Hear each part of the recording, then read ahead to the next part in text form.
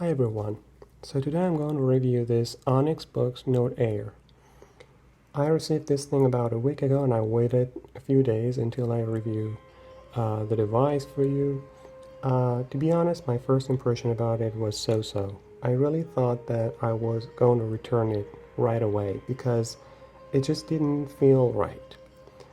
And to give you the punchline, I still think that I will return this thing, but not because it doesn't have any value for me or it doesn't add anything new to my life.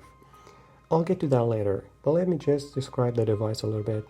Of course, you will find lots of videos on YouTube that talk about the specs of the device, like how much RAM it has. I'm not going to get into any of that. And I'm not going to get into the unboxing because, to be honest, after you unbox the device, you actually want to use it. So this video is about how a graduate student might be able to use this device, or a person who writes a lot. And I want to answer this question, whether this device can actually replace the traditional paper. So the thing is, this is one of those devices that you don't think you will need until you actually get your hands on it. And then you realize, wow, where was this device all my life? However, there are some downfalls to it, and I'm going to get into those things. First of all, when you get an e-ink display, you expect a lot of battery life. We're talking about weeks. But when you have a device which is supposedly connected to Wi-Fi because you want to sync your files, and when you have the front light on, then the battery life is much worse than what you expect. So we're talking about days now. And one of the downsides of iPad for me was that it would drain a lot of battery so quickly, and I thought, well, an e-ink display is going to fix that problem. But it is not going to do that. Unless you turn off the front light and you turn off the Wi-Fi, then you will get some good battery mileage. So this thing that you see here doesn't have battery light, but I've turned on all of the lights in my house, and still this thing looks like a very low quality paper. So if you want to read things on this device without the front light on, this is how it's going to look like. And I don't think anyone is going to just turn on the lights all the time. It's going to consume so much more electricity. So if you turn on the device, now you see that the front light is on, you see things much clearer now. It's much better. I wish the battery life would remain the same though. However, if we move past that, what does this device really do, and what is it made for? Well, let me get to the main menu first. Here you see that there's a tab menu here. You have library, store, notes, storage, apps, and settings. I'm going to go to settings first. When you get the device first, it's going to power off after a few minutes. And I set it on never because it takes some time for the device to boot on. I'm not talking like minutes, but you want to take your device and have it ready to use. So I set it to never. And the auto sleep, it actually is important because when you sleep your device, the Wi-Fi will also get disconnected. You have that option, and then that's a good thing to save some battery. This is the power, but of course you have other settings, like you have your account. And so your account is the place where you can enter your email address, and then you have this capability to go to push.books.com, and then you can push any file, I'm talking about PDFs, and they will instantaneously appear here, which is a very neat feature, and I really like this thing. So you can sync your files like that, and if you're here or anywhere, basically, if you have some notes or files, you can sync them to the cloud and you can have access to them. The problem with the synced files is that apparently it's not a flattened PDF, which means that it takes some time even on a PC to render. So I don't know what they're going to do with that, but I personally took like a 40-page note and it wasn't loading completely on my PC with the Adobe Reader. So maybe you will have to convert your notes afterwards. But let me talk a little bit about the apps. As you can see, I have installed Chrome, but the default browser is the Neo browser here. And I have frozen some of these apps because I really don't use them. Now, don't get me wrong, this device has a microphone and it also has a speaker right here. Of course, it's not high quality, but it gets the job done. But what I get this device for is for focus. And if I can reduce anything, then I will do that. And so like having an app for music or gallery or having all these things, it's just going to distract me. And I'd rather delete them. If it were possible, I would do that.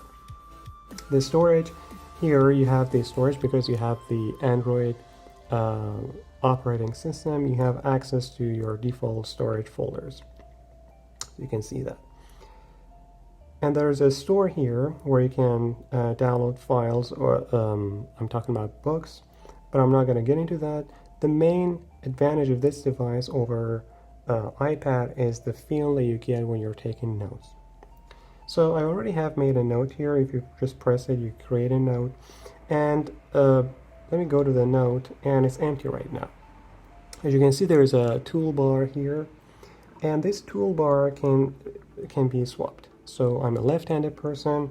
I'd rather have it at the right side of the screen, which is a very nice feature. And of course, you can save your notes. This is a very important note that I've made. I haven't written anything on it, but say I want to save it, well, I'd rather save it. And if you want to share things, you can share them. And the thing it does is you can choose whether you want to share just a single page or the whole, all of the pages that you've made. And then it does that, and then this is very cool. You get a QR code, and the moment you scan it, then you go to the file on the internet. So it's very cool because I have Firefox on my Android and it has QR already. So I just scan it and then it downloads the PDF for me. It's very cool. And of course you can share or export your device, your file in other formats. You can have them on your device and have access to them later. So let's get to it. When you want to use a device like this, the first question you ask is, what problem is it going to solve for me? And for me personally, this device has helped me write more. And it's one of those things that you don't think that you will need until you get your hands on it. But the problem is, the stylus that comes with the device is horrible. I'm like, this is not supposed to be with this device, because let me give you an example. The build quality of this device is phenomenal. This is aluminum and it's very sturdy, it's very high quality, and it's very thin. Actually, it's thinner than the iPad that I have, which is understandable. It has less things to do. But then the quality of this thing, it's a very cheaply made stylus. It's made out of plastic. It doesn't have an eraser, and I think books should rather just remove this thing from the box. The nib doesn't wear off, but it's made out of plastic, and it is the same feeling, almost the same feeling that you get on the iPad. It's like writing on glass, and it makes some squeaky noises like this.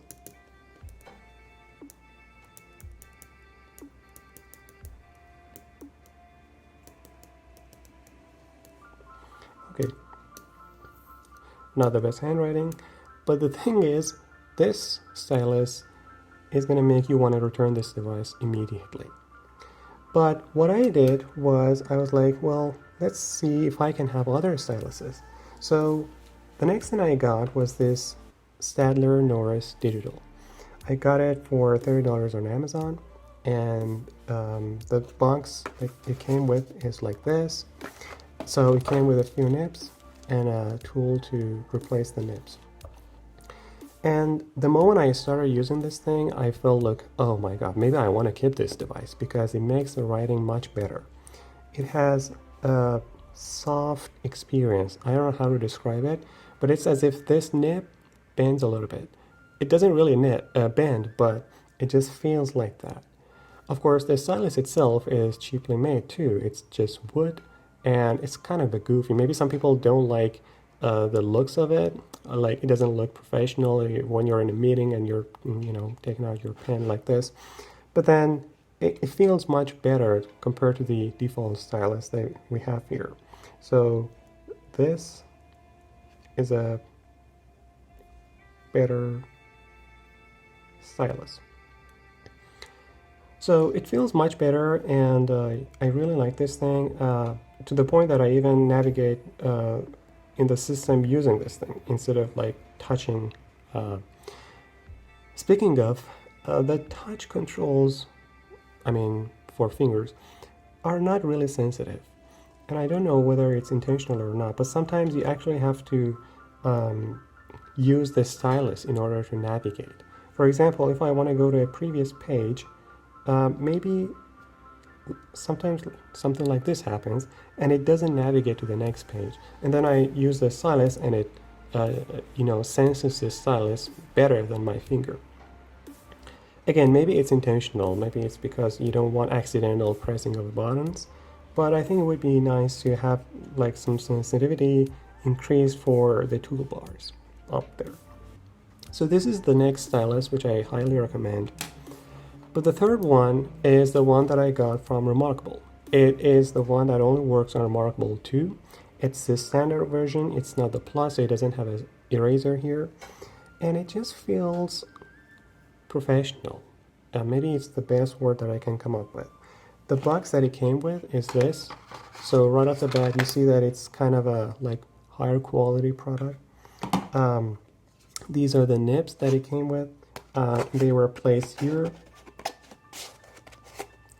And it has some sort of a like smell to it. And I'm not saying that it's a good smell or not, but it's different.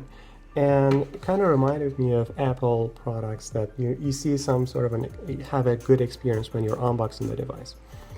But the pen itself is also very good because you clearly can see that it's higher quality. It's not made out of wood like this. And it's not like symmetrically balanced. It actually is heavier in the front. So I actually like this because when you're writing something, you want the pen to stay on the paper. And so this actually helps you with that. The Plus version of this device, or this stylus, is even heavier than this thing. But writing with this thing feels very good. Compared to the Staedtler stylus, the Staedtler stylus was a little bit soft and mushy. When you're writing with it, you're like, maybe I'm kind of writing with something that feels like an rubber eraser. Maybe that's the best comparison that I can make. But this thing is harder. So when you're writing, it feels like, yeah, I'm writing on something which is not glass and it's not mushy, but you know, it feels much better than the other two. And the thing about this stylus is that it makes some sort of a sound too, and the other ones don't make that sound. And it is the feeling of like friction.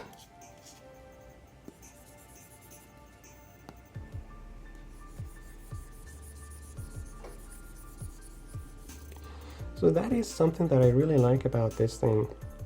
Of course, the nibs will probably be even more expensive, and so compared to the Staedtler, it's more expensive. I paid like $80 for this thing, whereas I paid $30 for this thing. So the difference is there. And if I were to choose, I would probably still pick this one because if it breaks, I would just buy another one. I have the nibs available from Staedtler. They're supposedly cheaper than the nibs from reMarkable, but the feeling of the reMarkable is better. Of course, I'm not using any protector on this Boox Note Air, and there is something that comes with it, but there's a lot of complaints on review websites about how it makes some bubbles on the screen. So I decided not to do that, especially since I will probably return this device. I decided not to put that. But if you do purchase a screen protector for your Onyx Boox Note Air, you will have a more paper-like feeling. So what I want to say is that this device is good for note-taking. However, I would not use it for reading things. And the reason is that the operating system has some sort of a lag to it, and it's not because the device has low specs, It's because of like the e-ink display has some sort of an inherent lag and latency.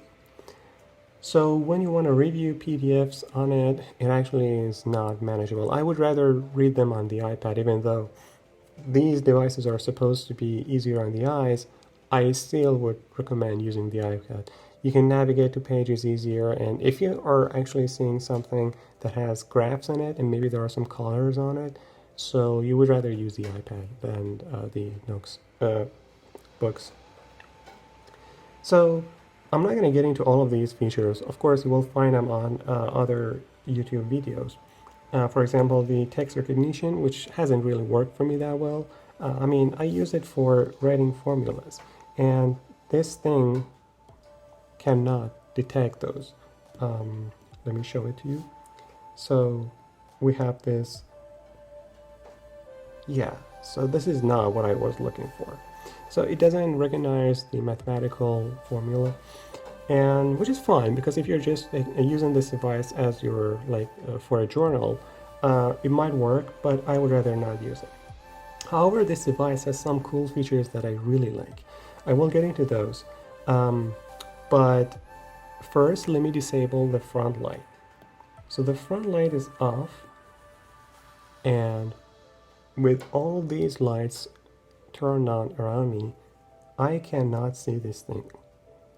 I cannot see anything on this thing. I think it's even worse than the iPad, because your eyes will have some difficulty reading things on it. So the thing about these devices is, I don't know how reMarkable works without a front light, but at least this device without a front light feels like a very cheaply made paper. So you have to have the front light on, which consumes battery. But it's not worse than the iPad. If anything, the rate of battery drain on this thing is almost half the battery drain on the iPad. I did some tests, and in like an hour on full brightness, and both of them on full brightness. So in half an hour, the battery drain on this thing was about 5%, which is acceptable. Like on the iPad, it was almost double. And of course, you have the contrast. Again, you can change the contrast, and it will affect how you read your own notes. I personally recommend like thicker lines because it's easier to see. And you can see there are some lags in the system too, and that has nothing to do with the e-ink display. These lags sometimes happen, and it's like the screen freezes. And I don't think it's a big deal. I ran into them like maybe 5 or 6 times. But it is annoying sometimes when you're trying to navigate through the system and suddenly it just freezes. And did I tell you about the cool feature that you can actually go to back using this? Goes back, and using this opens your applications. And okay, I'm going to cancel this thing. Say I'm in the notes. This one is home screen. The thing that I wish they would add to this note-taking app is the rotation only works in both 2 ways. So you cannot have it like this. So I'm the kind of person who wants to take notes horizontally sometimes, and so it doesn't give me that feature. But you can do that in other apps, like in the PDF reader. You can rotate the device in any direction. You can also disable the auto rotate. And I'm not going to get into the templates. Of course, you have them here, and there's a lot of them. I like this one, and you can start writing on this thing. And let me erase either the stroke eraser, area eraser, or just all of these things on this current.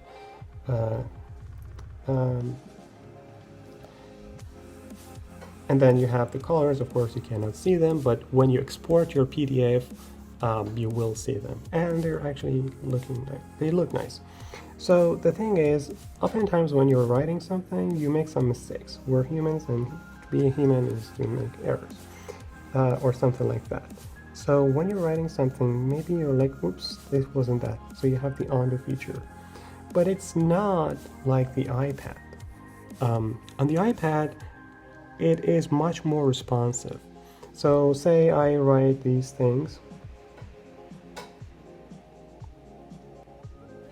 and I'm like, no, I want to go back, and then if you press it, it takes some time to erase all of them.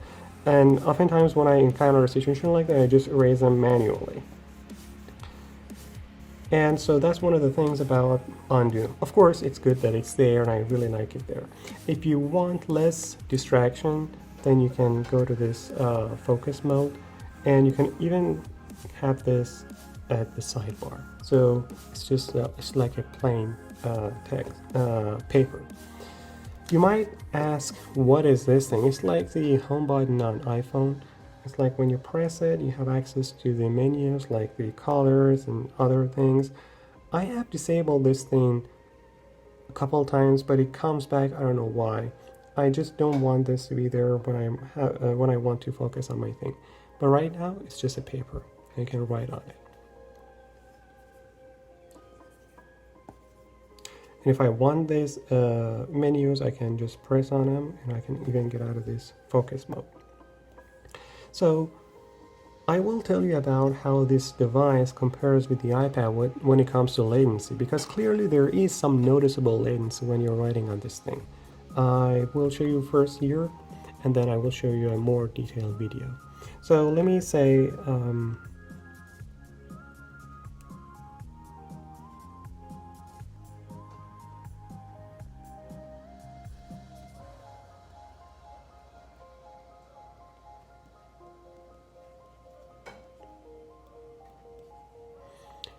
so writing with it feels very natural and good, and I really like it, but there is some latency, and I'm not saying that it's annoying. At first it was, because I was just coming from the iPad world, and on the iPad everything is snappy. But here it's like there's some delay from the moment I press something or do something to the moment that it appears on the screen. I would be able to like accept that as part of the like e-ink display has this problem, and if the price of this device was lower than that, I would be able to accept that. Which gets me to the point. Do I recommend this device or not? Well, it depends if you have extra money on your hands. I personally wouldn't, and I'm actually going to return this device. And the problem is that for a device that comes with a very cheaply made stylus, you cannot justify the price, and you're going to have to spend another like $80 or $30 on another stylus. And I didn't even buy any folio or cases for this thing, but if you want to buy those things, it's I don't know, $60, $70 more at least.